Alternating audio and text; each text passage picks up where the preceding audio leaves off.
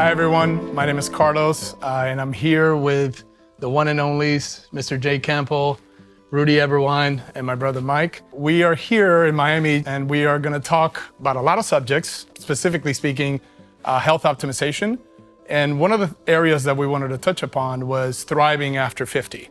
So this is an important stage of life, and usually one that we're made to believe that this is where we kind of start to slow down. And so Jay, I think that, I want to thank you so much because we consider you sort of the grandfather to health optimization, and you were one of the voices that kind of demystified a lot of the misconceptions around this area, and you made it possible for companies like us to kind of be on the ground and execute a lot of these theories on health optimization. So, what do you guys would say about, the subject of thriving at 50? Well, first off, let me just say it's an honor to be here to talk to both of you guys. I really, truly appreciate, the work that you guys are doing on the streets in Miami and of course across North America.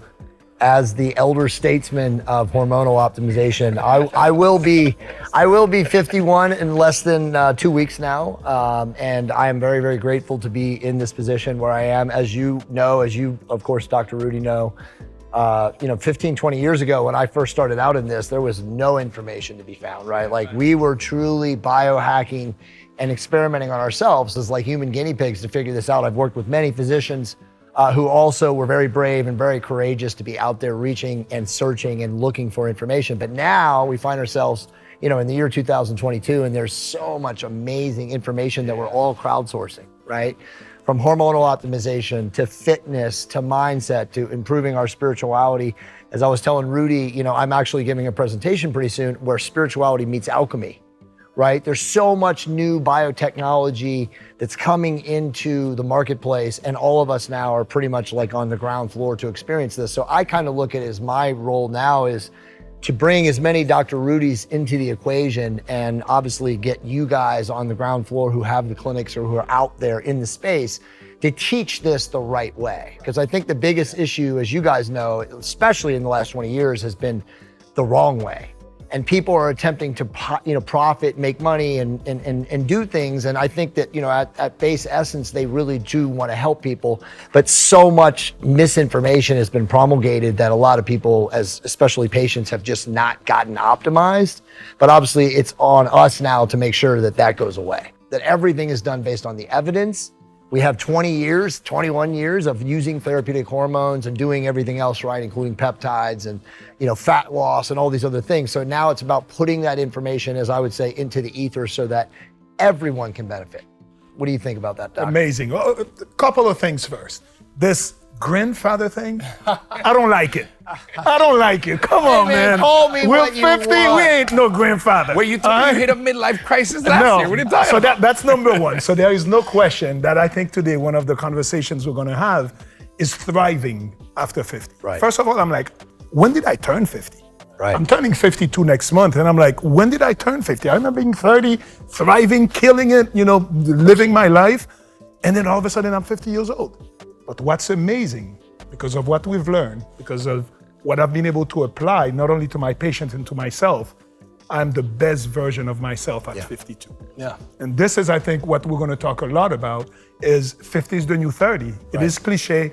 It is kind of funny to say, but I feel better than I've ever felt. This is going to be my best decade. Sure. So imagine that I feel my body's like a 30-year-old, but I have the experience and the knowledge of a 50. The wisdom. So he ain't no grandfather. He's just the master. Hey. And I'm a student going. I apologize.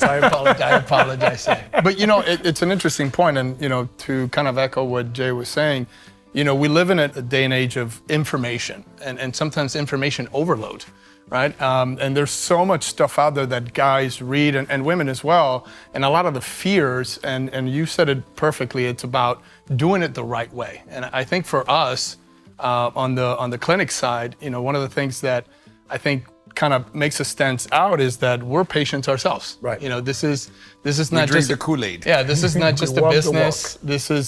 This has been a way of life for more than 15 years for most of us. And so we're very congruent in that sense that, you know, we would never put anybody in a position that they would jeopardize their health, right? Or recommend something that we either haven't tried ourselves, you know, for real results, or that we're currently on. I mean, you know, Dr. Rudy prescribes testosterone to patients, and he knows from a personal application perspective what that's like.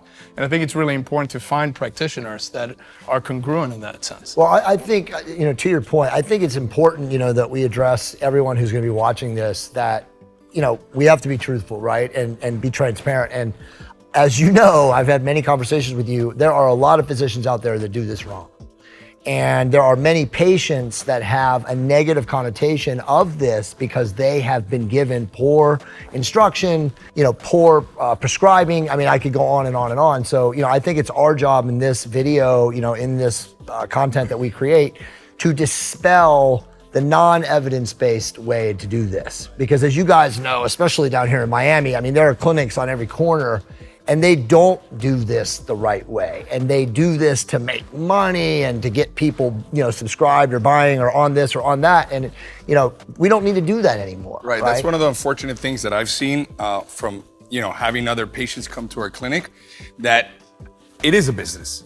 But the problem is that they get so caught into the business that they forget that they're actually treating somebody's health here. Like you're trading money for somebody's health. And that's the fine line that, you know, practitioners or business owners in this field have to realize, that they have to always put the patient's interest first and their health always first. Do no harm, right? The first Well, product code. so, you know, I'm always going to be, because no matter what, I'm still a conventionally trained physician. Which You know, we I love, went by the way. I went to University of Miami. I did my training at Jackson.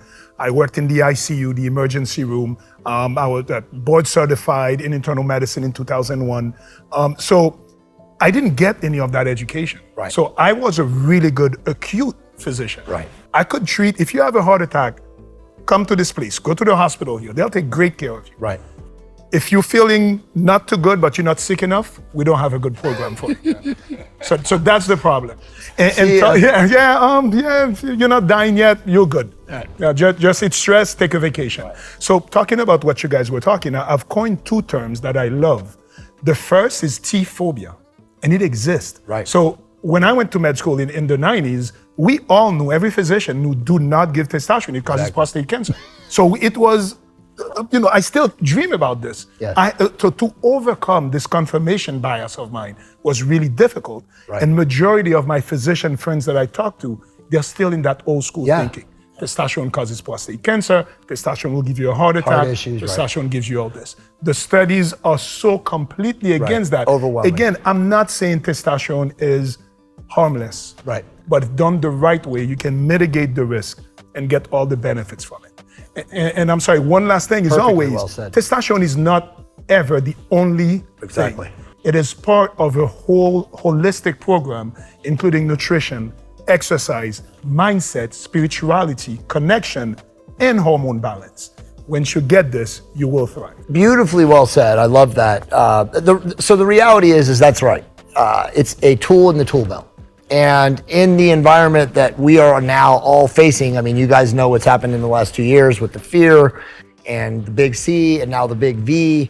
People's health is declining, okay, across the board. And again, a lot of people are paralyzed with fear. A lot of people, as you know, won't even go to a clinician's office because they're afraid to go, you know, to an office. So thankfully we have telemedicine, we have what you guys are doing. But, you know, we have to look at this again from a very holistic perspective. In a contaminated environment where we have EDCs, we have all of these particulates in our air, we have, you know, plastics, phthalates. I mean, everything is contaminated. So, you know, when we really look at this, testosterone or any therapeutic hormone is, like you said, it's just a piecemeal thing. And it has to be done holistically with fitness, with nutrition/diet, with the mindset, right, with supplements, with, you know, a lifestyle. And people have to understand that this is all a part. You know, none of us look the way we look because we're on testosterone, right? We look the way we look because this is a lifestyle for us. Everything that we do, from fitness, from waking up in the morning and meditating or doing some form of mindfulness training, to going to the gym 2 to 3 or 4 days a week, to doing cardio, to taking hikes, to being out, with our significant others and our animals. This is the life that we live. This is not some 6 or 8 or 12-week program and then you go back to being a normal person. This is literally a destination. Exactly, and but it's a calling that someone has to feel compelled to do, right? Like think of all the patients that you've worked with in your life. You've told them that if you don't do this, you're going to end up with, and you just told us a story about a diabetic patient who's now going to lose their foot, and that's an average story, right? So people have to learn that it's not just about the things that we're talking about here today, but it's about committing to a lifestyle that allows all of this to be part of it. Yeah, optimization is a whole being thing.